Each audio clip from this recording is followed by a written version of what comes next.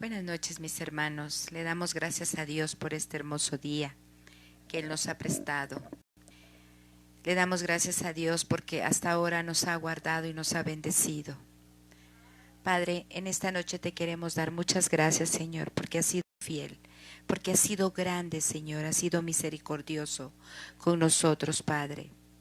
Gracias, Señor, porque tú nos respondes día a día, Señor, con tu amor y tu misericordia, y con cada uno de los enfermos, Señor, que han sanado.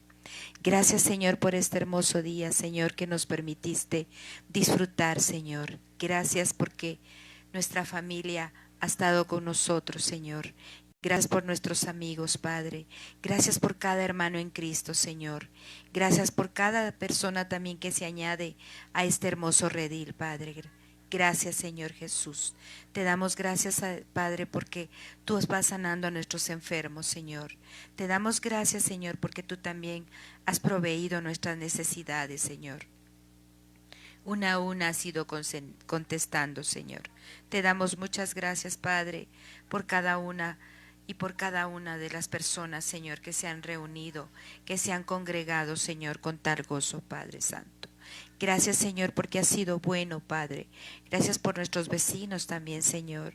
Que podamos realmente nosotros ser un testimonio vivo de cada uno, Señor, de que tú vives y reinas en nuestras vidas, Señor. Que demos testimonio, Señor, al hablar, al caminar, Señor Jesús. Te damos muchas gracias, Padre Santo, porque tú has sido bueno, Señor, y has sido misericordioso, Señor Jesús.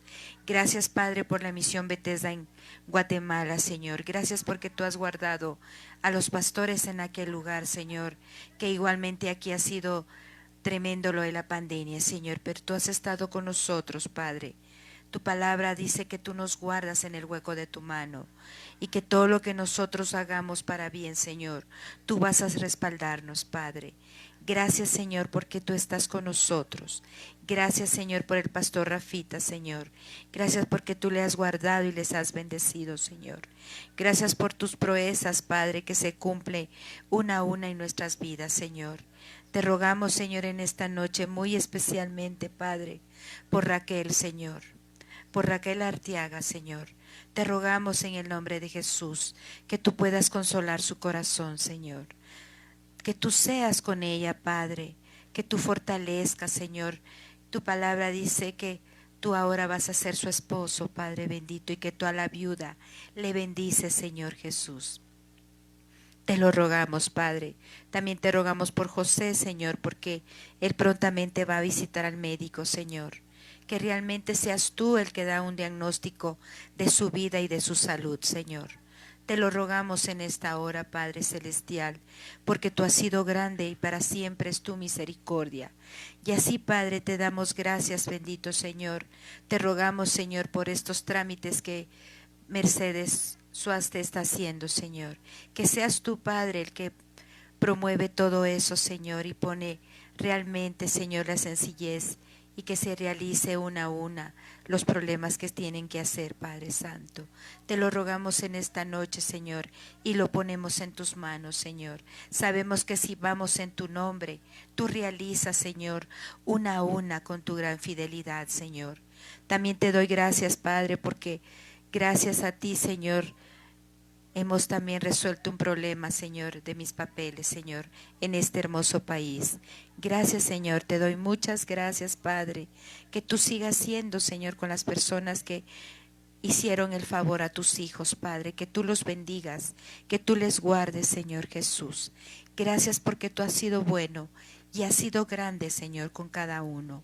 Te bendecimos, Padre, y te damos muchas gracias. Y ponemos esta hermosa reunión, Señor, en tus manos. Ponemos la palabra de esta noche, Señor, en tus benditas manos, la alabanza, la predicación, Señor. Gracias. Gracias porque tú estás con nosotros y tu Espíritu Santo nos envuelve en tu amor.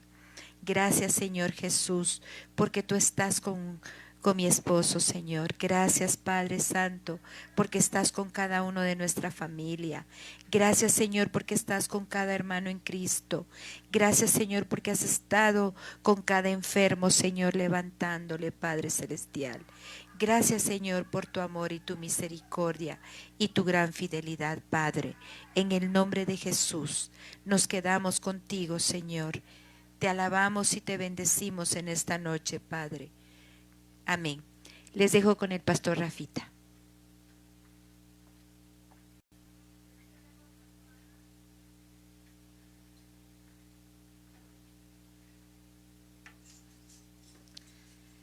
Buenas noches, queridos y amados hermanos.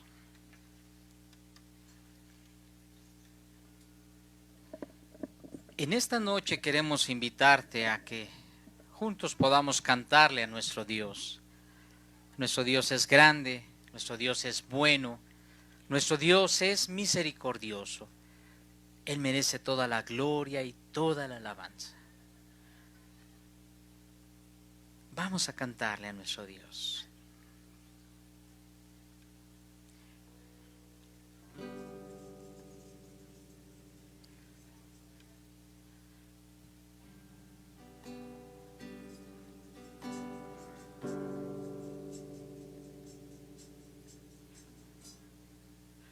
Sentado en tu trono, rodeado de luz, a la diestra del Padre gobierna Jesús. Con ojos de fuego, con rostro de sol, cuando abre su boca es trueno su voz. Poderoso, en potestad imperio, poderoso. Poderoso, en majestad y reino, poderoso. Un gran arco iris corona su ser. Él es el Cordero que pudo vencer. Él es el primero, Él es el postrer. Y arrojan coronas delante de Él. Poderoso, en majestad y reino, poderoso.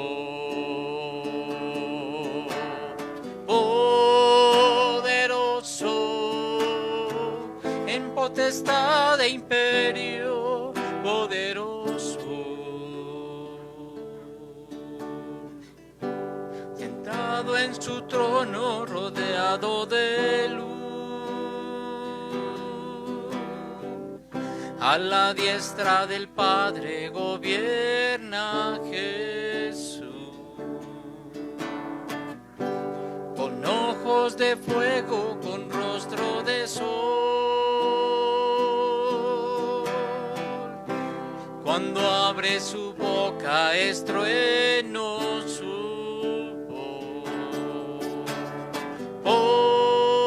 Poderoso, en majestad y reino, poderoso. Poderoso,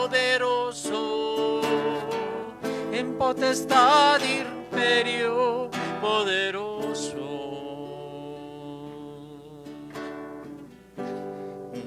Arco iris corona su ser. Él es el Cordero que pudo vencer. Él es el primero, Él es el postrer.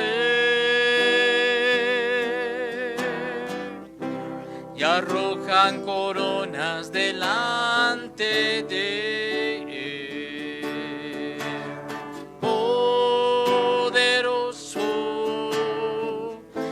majestad y reino, poderoso.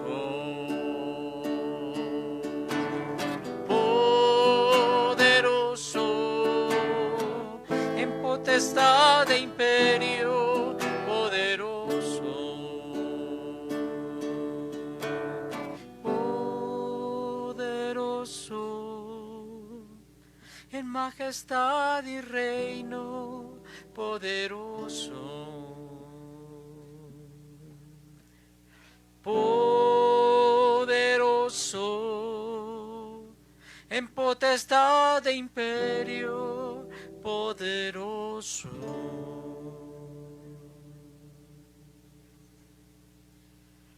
Así es nuestro Dios, grande y poderoso.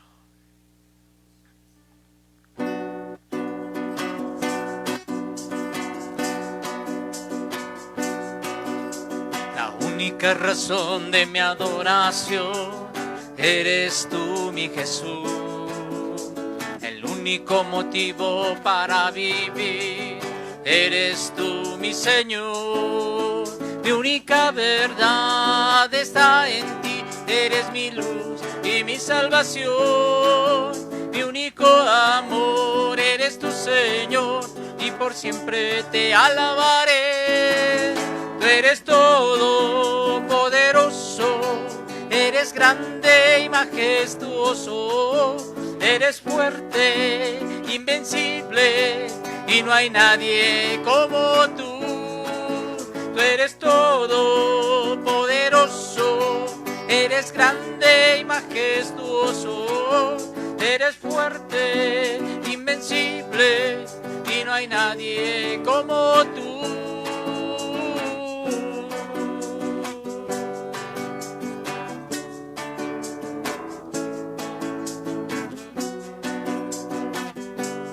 Por eso decimos, Señor, la única razón de mi adoración eres tú, mi Jesús. El único motivo para vivir eres tú, mi Señor. Mi única verdad está en ti, eres mi luz y mi salvación. Mi único amor eres tu Señor, y por siempre te alabaré.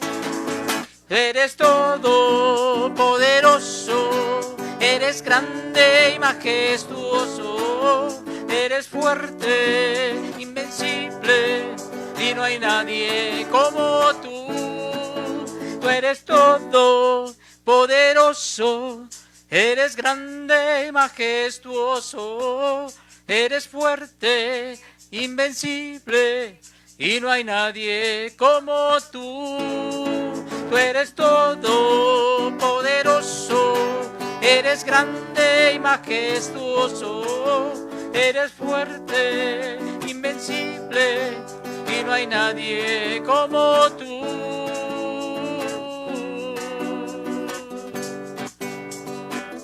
No hay nadie como tú, Señor. Grande, muy grande, en amor y en misericordia, Señor Jesús.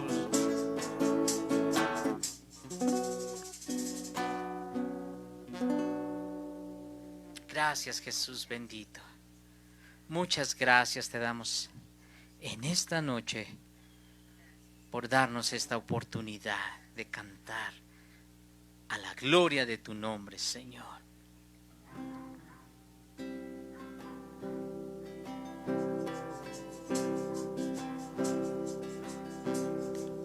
Emmanuel, tú estás aquí, tú eres fiel, principio y fin, en medio de la tempestad. Cantarás de gozo y paz.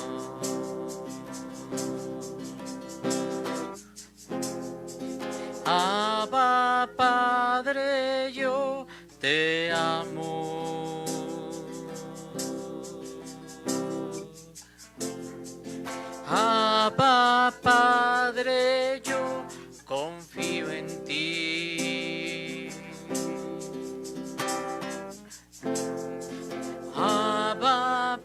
Padre, yo no temeré. Tú eres fiel y siempre serás.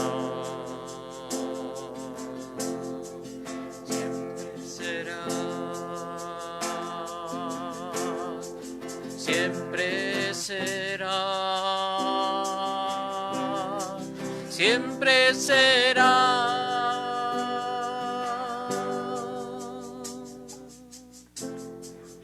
Abba, Padre, yo te amo. Ya no hay temor. Ya no hay temor, Señor. Ya no lo hay porque tú estás con nosotros, Señor. Porque tú estás desde el principio y hasta el fin con cada uno de nosotros, Señor. Y aún en medio de la tempestad, Señor, tú cantarás. Tú levantarás la voz y producirás el gozo y la paz en cada uno de nosotros. Bendito sea tu santo nombre, Señor. Aleluya.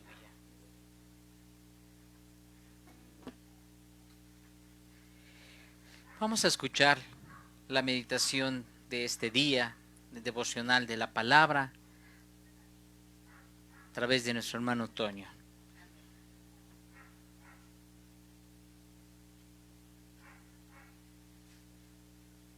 Buenas noches, hermanos. Gusto saludarlos por este medio. Y quiero leerles una porción de una lectura y que Dios los bendiga. Dios los bendice. Dice así: corazón de oración. Mientras viajaba en un avión con sus hijas de 2 y 4 años, una joven mamá se esforzaba por mantenerlas ocupadas para que no molestaran a los demás. Cuando se oyó la voz del piloto por el intercomunicador dando los anuncios, la más pequeña dejó lo que estaba haciendo e inclinó la cabeza. Cuando el piloto terminó, ella susurró: amén. Como un tiempo antes se había producido una catástrofe natural, quizá la niña pensó que él estaba orando.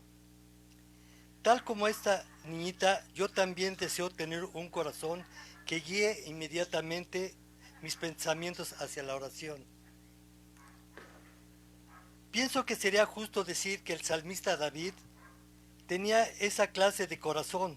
En el Salmo 27 vemos algunos indicios de esto cuando hablaba de enfrentar a enemigos difíciles. Versículo 2. También declaró: tu rostro buscaré, oh Señor.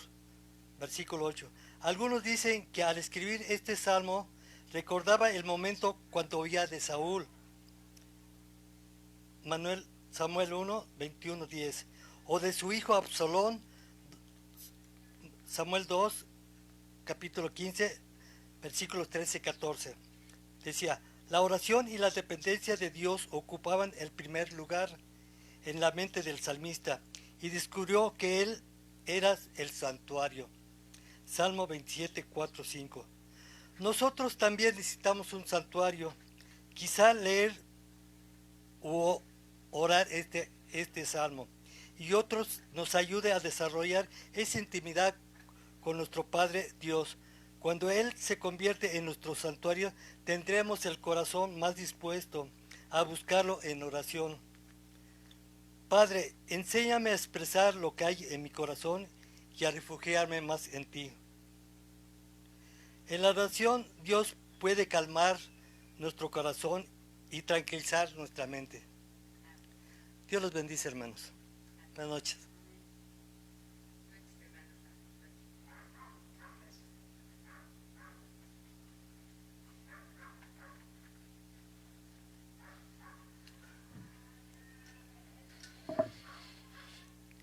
Gloria al Señor. Enviamos un saludo a todos aquellos que nos ven en línea y también a aquellos que a través de estos días van a escuchar el mensaje de la palabra de este estudio. En esta noche vamos a abrir nuestras escrituras en el Evangelio de Juan y vamos a continuar con el Evangelio de Juan, estudiando ahora el capítulo 7 en el versículo 40 en adelante. Bendecimos a nuestro Dios porque Él es muy bueno. Gloria a tu nombre, Señor. Evangelio de Juan, capítulo 7, versículo 40 en adelante. Dice así la palabra del Señor. Entonces algunos de la multitud, oyendo estas palabras, decían: verdaderamente este es el profeta. Otros decían: este es el Cristo. Pero algunos más decían: ¿de Galilea ha de venir el Cristo? ¿No dice la Escritura que del linaje de David y de la aldea de Belén, de donde era David, ha de venir el Cristo? Entonces hubo disensión, esto es separación, entre la gente a causa de él. Y algunos de ellos querían prenderle, pero ninguno echó mano de él. Los alguaciles vinieron a los principales sacerdotes y a los fariseos, y estos les dijeron: ¿por qué no le habéis traído? Los alguaciles respondieron: jamás hombre alguno ha hablado como este hombre. Entonces los fariseos les respondieron: ¿también vosotros entonces habéis sido engañados? ¿Acaso ha creído en él alguno de los gobernantes o de los fariseos? Mas esta gente que no sabe la ley, maldita es. Les dijo Nicodemo, el que vino a él de noche, el cual era uno de ellos. ¿Juzga acaso nuestra ley a un hombre si primero no le oye y sabe lo que ha hecho? Respondieron y le dijeron: ¿eres tú también Galileo? Escudriña y ve que de Galilea nunca se ha levantado profeta. Padre bendito, en esta noche queremos pedirte que a través de tu Espíritu Santo nos guíes para escudriñar tu palabra y, Señor, recibir una revelación acerca de ella que nos ayude para la vida diaria, Señor. En esta hora nosotros, Señor, nos despojamos de ese conocimiento previo, de ese conocimiento humano, de ese razonamiento y entendimiento humano para poder escucharte a través de tu palabra. Bendice nuestras vidas con tu presencia. En el nombre de Jesús te lo pedimos. Amén. Muy bien. Vamos a iniciar en el versículo 40, pero no sin antes retomar unos 2 párrafos anteriores. Versículo 32, en donde, para entender el contexto de lo que estamos hablando, de lo que vamos a hablar el día de hoy. En el versículo 32, había entonces alguaciles dispuestos para aprender a Jesús, enviados por los fariseos. Los fariseos eran un grupo religioso de ese entonces, pero también formaban parte de aquellos que eran los responsables de enseñar la ley de Dios, la palabra de Dios. En ese entonces no se lo conocía como la palabra de Dios, ni como la Biblia. Se le conocía en ese tiempo como la ley de Dios o la ley de Moisés. Ellos eran los religiosos encargados de enseñar esa ley al pueblo. En el versículo, unos versos anteriores, en el versículo 25, se hacían una pregunta: ¿es este el Cristo? Refiriéndose a Jesús, porque Jesús estaba enseñando. En el versículo 32, envían, a partir del 32, envían alguaciles, esto es, en el tiempo de Jesús existían guardias del templo. Eran hombres con armas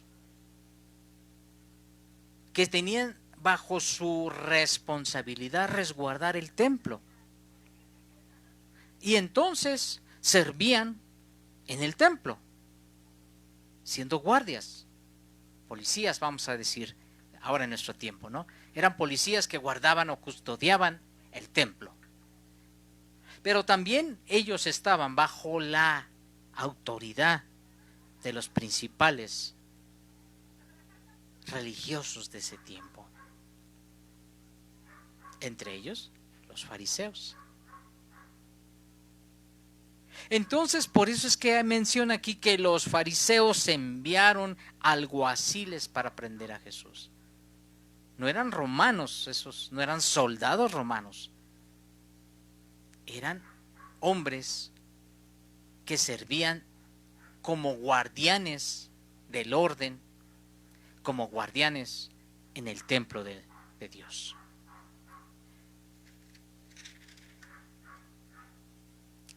Pues los habían mandado a aprender a Jesús, pero no lo aprendieron. Como vemos aquí a partir del versículo 40, que es lo que vamos a estudiar en esta noche, empezó a haber división entre la gente que estaba ahí, entre la multitud. ¿Cuánto es multitud? Mucha gente. Multitud no son 5, multitud no son 10, dirían un grupo de 10, un grupo de 5. Multitud son muchos. Entonces era un grupo grande de gente. Entre la multitud, algunos cuando escucharon estas palabras, ¿qué palabras? Vamos a recorrernos o regresarnos al versículo 37 en adelante para entender qué palabras escucharon. ¿Qué fue lo que escucharon decir a Jesús que causó un revuelo, una separación de pensamientos? Algo dijo Jesús que empezó a crear en el grupo, en la multitud que escuchaba, diferentes opiniones al respecto. Dice el verso 37. En el último y gran día de la fiesta, Jesús se puso en pie y alzó la voz diciendo: si alguno de ustedes tiene sed, venga a mí y beba. El que cree en mí, como dice la Escritura, de su interior correrán ríos de agua viva. Eso está también escrito por el profeta Ezequiel, capítulo 47, verso 1. Y también está escrito por el profeta Zacarías en el capítulo 14, versículo 8. Habla acerca de esos ríos de agua viva.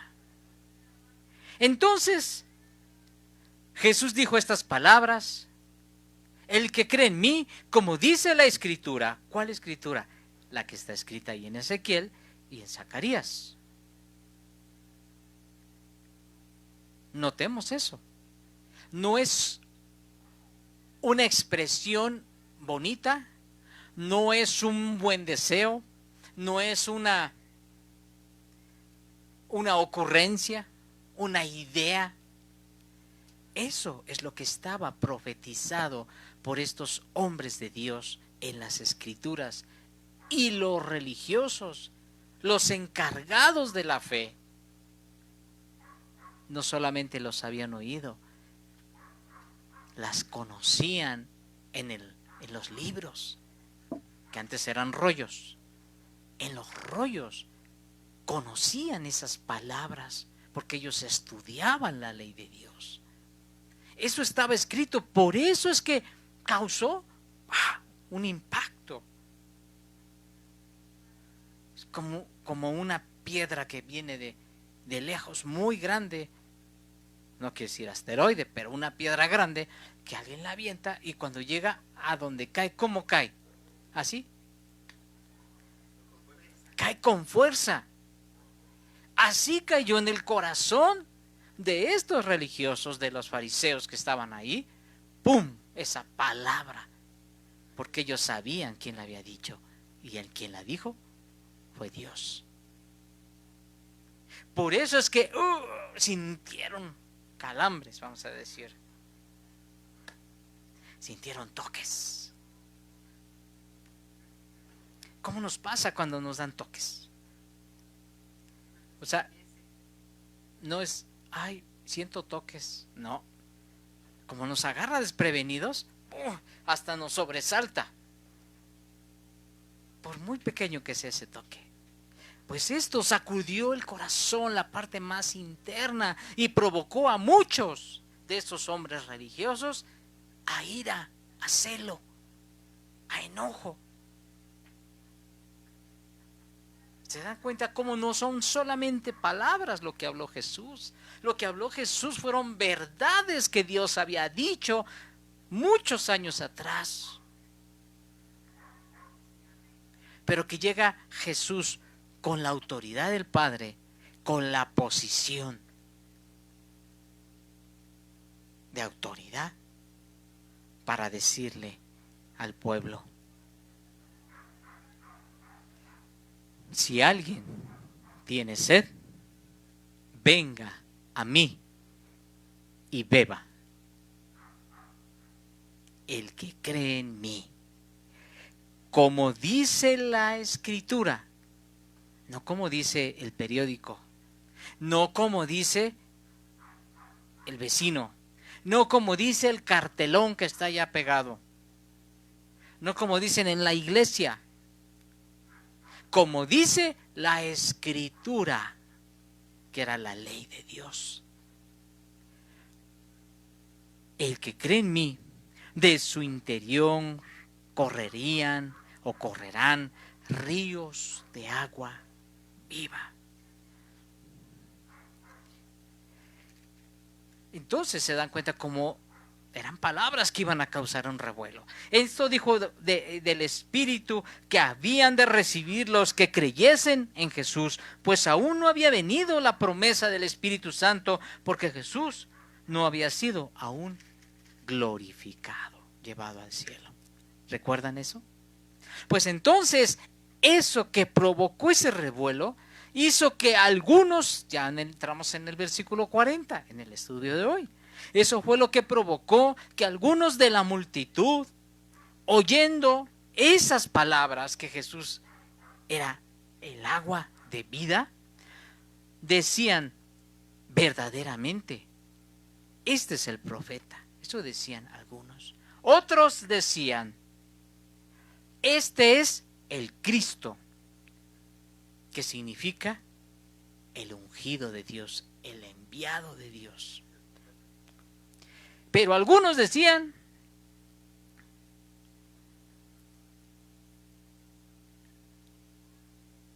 de Galilea ha de venir el Cristo, el Mesías, el ungido. A ver, recordemos que dice la Escritura: de Galilea, un lugar, una región, una provincia, ahora diríamos un municipio. De allí, de Galilea, ¿ha de venir el Cristo?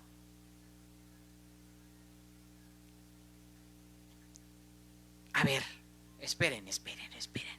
Y empezaron ahí a sacar a la memoria lo que ellos conocían acerca de la ley de Dios, de las Escrituras. Y entonces dijeron, a ver, ¿no dicen las Escrituras, no dice la ley de Dios, que del linaje de David y de la aldea de Belén, porque Belén es de donde era David el rey? ¿No dice la Escritura que de ahí, del linaje de David y de la aldea de Belén, de donde era David, ha de venir el Cristo? Y entonces empezaron a discutir unos con otros. A causa de Jesús. Porque algunos sabían o habían escuchado decir Jesús de Nazaret, no Jesús de Belén.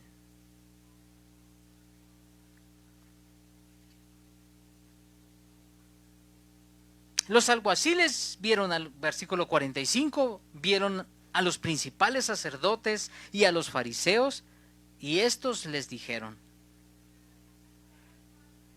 o sea, de ahí se fueron los alguaciles a buscar a los principales sacerdotes y a los fariseos. Y entonces les preguntan, a ver, alguaciles, ¿por qué no le habéis traído? ¿Por qué no lo trajeron? Los alguaciles respondieron, jamás hombre alguno ha hablado como este hombre. Entonces los fariseos le respondieron, ¿también ustedes entonces habéis sido engañados? ¿Acaso ha creído en él alguno de los gobernantes? ¿O alguno? Y yo creo que hicieron así. ¿O alguno de los fariseos aquí presentes?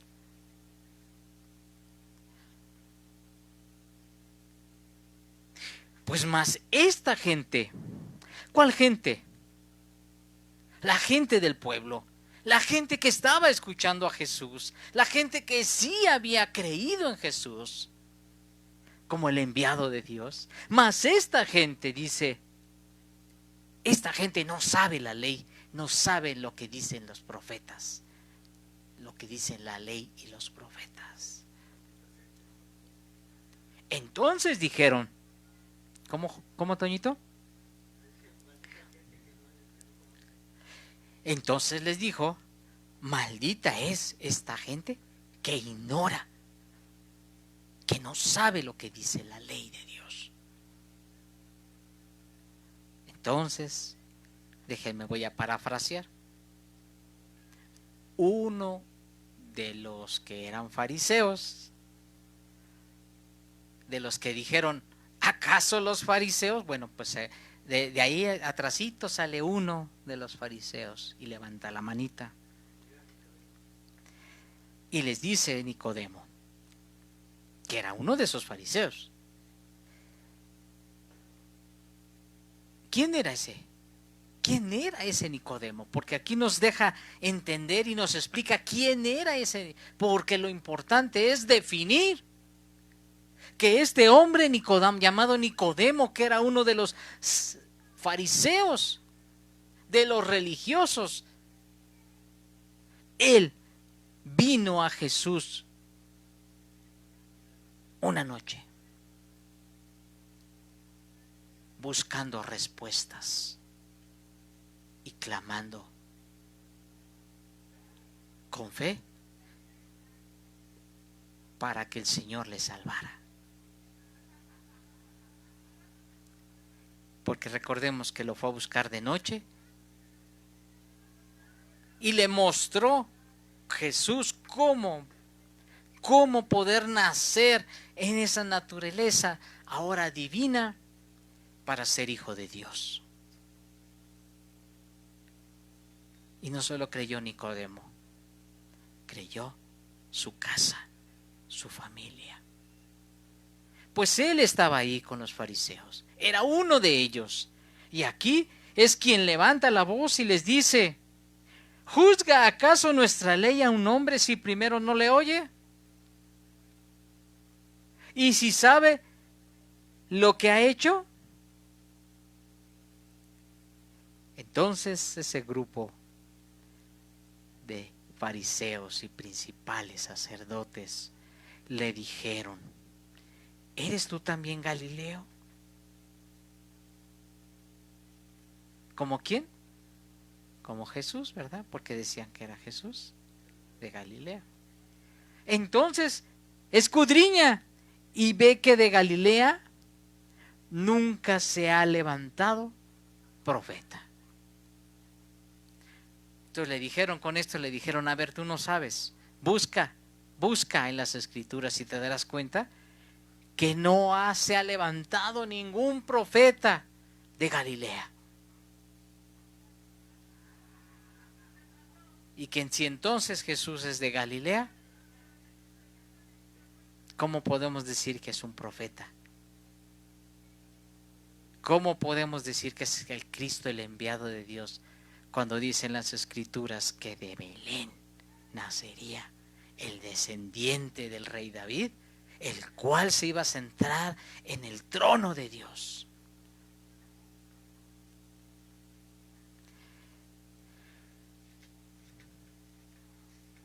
Versículos que han sido hasta en cierta manera controversiales.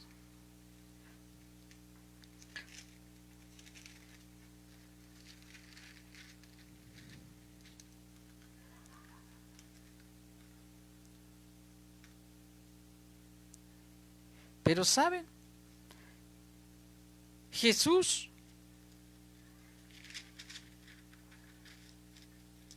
nació en Belén.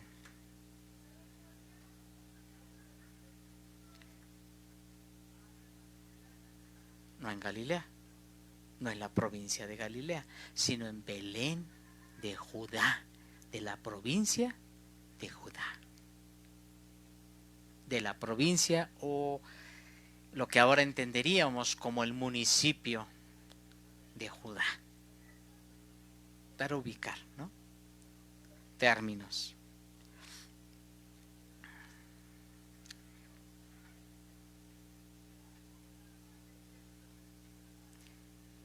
Y entonces el evangelista Mateo nos relata y nos dice en el versículo 21 del capítulo 1: y dará a luz un hijo, y llamarás 1:21, y dará a luz un hijo, y llamarás su nombre Jesús, porque él salvará a su pueblo de sus pecados.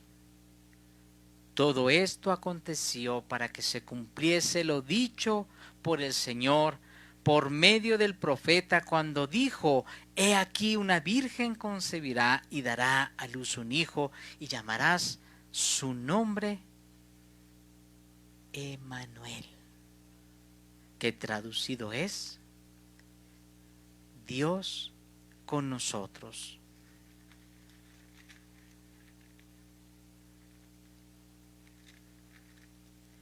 En el libro de Isaías, capítulo 7,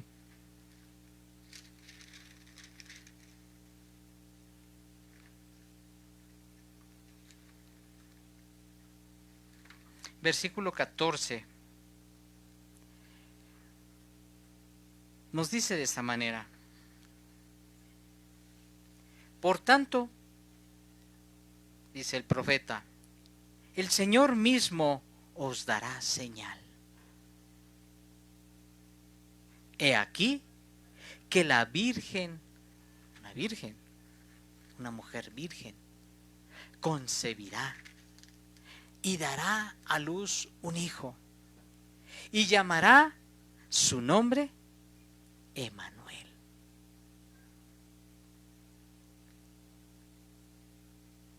¿Cuándo fue escrito esto? Muchos años antes de que se cumpliera esta palabra en la persona de nuestro Señor Jesucristo.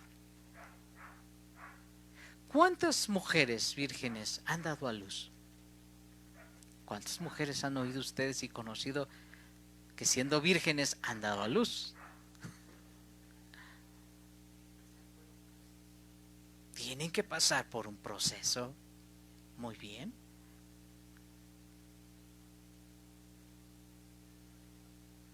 Aquí el profeta anticipa el nacimiento de Jesús. En el Evangelio de Mateo se relata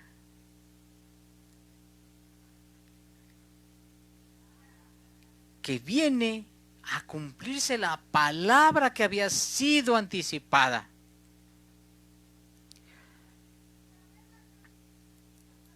Y Dios envía a un ángel para que se pudiera cumplir esta palabra, pero además para que se llevara a cabo como había sido profetizado. Recordemos estas palabras que dijeron los fariseos. No, la gente del pueblo no conoce realmente las escrituras, ni la ley, que es la ley de Dios. Entonces, como José y como María iban a recordar la escritura, la profecía de Isaías, y cómo es que se iba a hacer este gran milagro solamente por casualidad. Era Dios interviniendo porque había un plan divino en la persona de Jesucristo.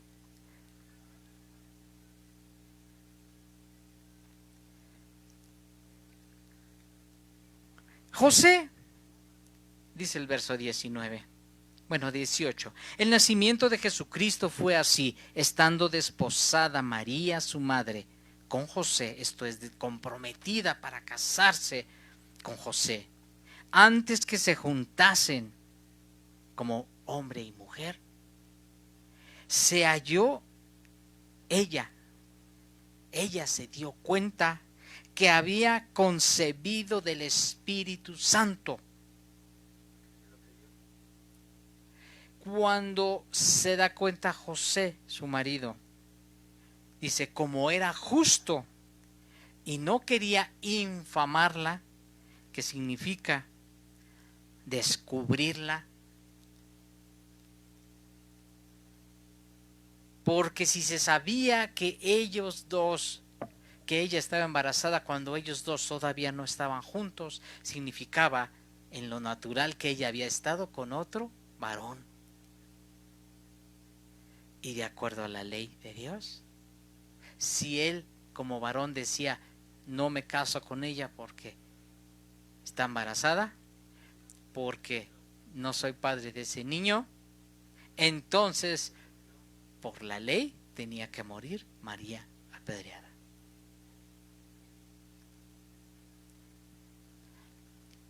Entonces José, su marido, que era justo y no quiso denunciarla, vamos a poner ese término aquí, quiso dejarla secretamente y huir e irse a otro lado.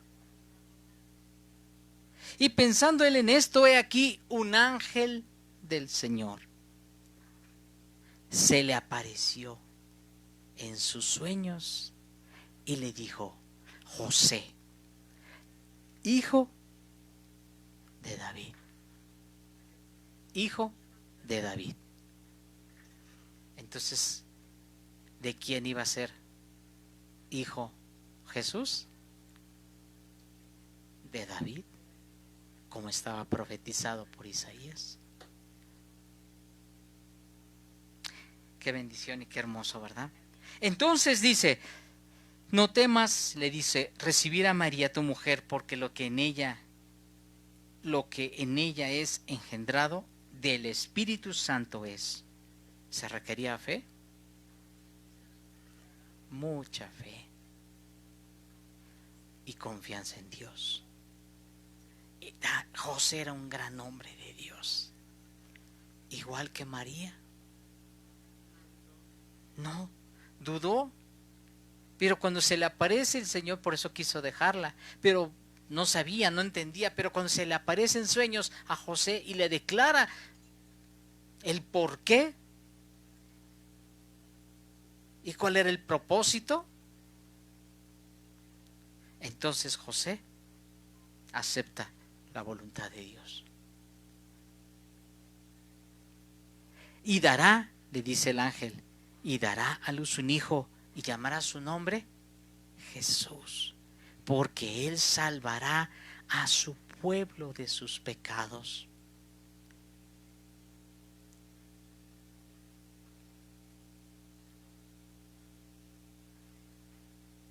Si hubiera sido un hombre sin fe, la hubiera dejado. Si hubiera tenido la fe para, vamos a decir, para no hablar y condescender y estar viviendo con María y tomarla como su mujer, y si no hubiera sido un hombre de fe, no hubiera puesto el nombre de Jesús a su hijo. Y José no se hubiera encargado de preocuparse como padre y María como madre de encaminar en la voluntad perfecta de Dios a que su hijo fuera instruido.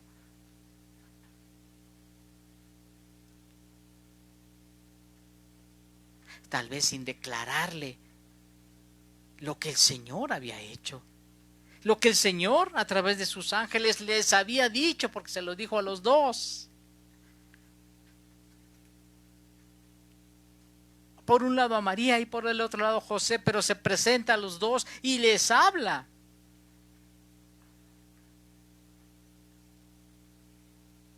Hombres y mujeres de fe.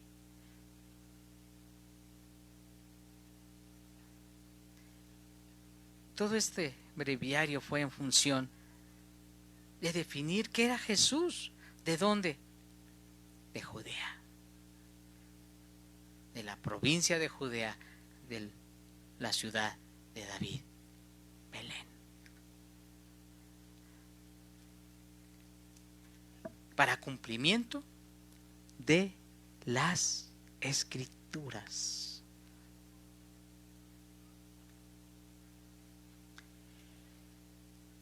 Esto estaba causando revuelo. Los sacerdotes, los principales sacerdotes y los fariseos estaban molestos, estaban alterados y querían hacer algo. Por eso mandaron a prender a Jesús. Para ellos significaba una amenaza a su fe.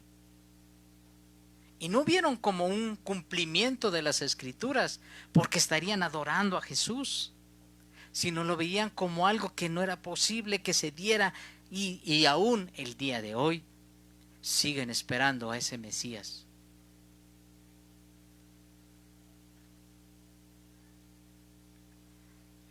Y déjenme decirlo, es como cuando tú tienes el conocimiento de que tu camión pasa por ahí en la parada a las 9 de la noche. Y tú dices, voy a llegar un poquito antes, no sea que me gane, no sea que se adelante y llegas al 10 para las 9 y estás esperando el bus de las 9. Ya estás esperando el bus de las 9 y ves que no hay nadie en la parada, pero tú sigues esperando el bus de las 9. Porque sabes que va a venir el bus de las 9. Y te quedas esperando porque son las 9, las 9:30, las 10, las 11, las 12. Y dices, ¿no ha pasado el bus de las 9? Pero lo que tú ignoras es que el bus pasó a las 8. Porque el horario no era a las 9, era a las 8. Eso les pasó a los judíos. al pueblo judío. Eso le sucedió.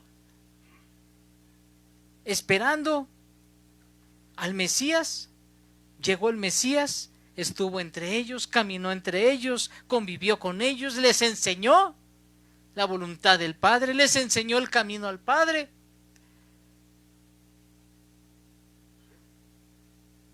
Y no lo recibieron porque no lo vieron. Dijeron, no, este no es el Mesías que decían las Escrituras. Lo tremendo es que tú y yo tenemos la fe para creer en Jesús como Señor y Salvador. Lo tremendo es que si tú y yo tenemos esa fe para considerar que Jesús es el Hijo de Dios y que vino a dar su vida por ti y por mí, entonces no podemos vivir como si no le conociéramos. No podemos vivir como si no estuviera en nuestro corazón. No podemos vivir como si no se hubiera efectuado esa salvación a nuestras almas, ese perdón de pecados a nuestras almas. No podemos vivir así, como si nada hubiera sucedido. Por eso es que nuestra vida, cuando viene el Señor y toca nuestras vidas y somos transformados por el poder del Señor, tú y yo tenemos que aprender algo. Tú y yo tenemos que darle nuestro corazón a Jesús. Tú y yo tenemos que aprender a entregarnos completamente a Él. Si no, es en vano. Y si no, no han pasado nada en nuestra vida. Y si no ha pasado nada, entonces, ¿qué va a suceder? Jesucristo no puede volver a morir en la cruz por nosotros. Jesucristo no puede volver a tomar el lugar en la cruz del Calvario para que tú y yo volvamos a creer en Jesús. Eso es tremendo. Pero es tremendo. Porque muchos esperan que Jesús vuelva a morir en la cruz. Porque no han creído, porque no aceptan el perdón de Dios. No aceptan la salvación de Cristo Jesús. Pero si tú y yo lo hemos aceptado, si tú y yo hemos creído en Jesús como el Salvador, no debe pasarnos como les pasó al pueblo de Israel. Debemos creer y tener fe. Caminar confiados en la salvación que hemos recibido en Cristo Jesús. Y mantenernos firmes en esa fe. Aunque venga el aire, aunque venga la tormenta y nos mueva y nos quiera derribar, debemos mantenernos firmes en la fe, en la roca de nuestra salvación. Amén. Padre bendito, te damos gracias en esta hora por la enseñanza que nos das en tu palabra, mi Dios. Pero también queremos pedirte en el nombre de Jesús que nos permitas ir conociéndote cada día más a través de las Escrituras. Señor, que la fe que pusimos en ti, Señor, no sea una fe hueca, vacía, una fe sin sentido. Que cada uno de nosotros podamos, así como Jesús, que vino a caminar entre nosotros y trajo esa enseñanza gloriosa de fe y de esperanza y nos mostró el camino al Padre. Así como María, la madre de Jesús, José, el padre de Jesús, tuvieron fe para creerte, fe para poder llevar a cabo el plan que les revelaste, Señor. Que nosotros también podamos ser hombres y mujeres de fe. Te lo pedimos en el nombre de Jesús. Estamos despedidos, queridos amados hermanos, y nos vemos el próximo domingo 11:30 de la mañana. Ayer se celebró en México el Día de la Independencia del país y estuvimos de fiesta. ¿De fiesta de qué? Recordando la libertad que tuvimos como país. Pero eso nos lleva a recordar que somos libres del pecado. Y si somos libres del pecado y de la maldad por Cristo Jesús, en realidad se cumple la escritura que nos dice: si conocieseis al Hijo de Dios, esto es a Jesucristo, serás verdaderamente libre. Esto es lo que Jesús nos vino a traer: libertad. Que Dios te bendiga.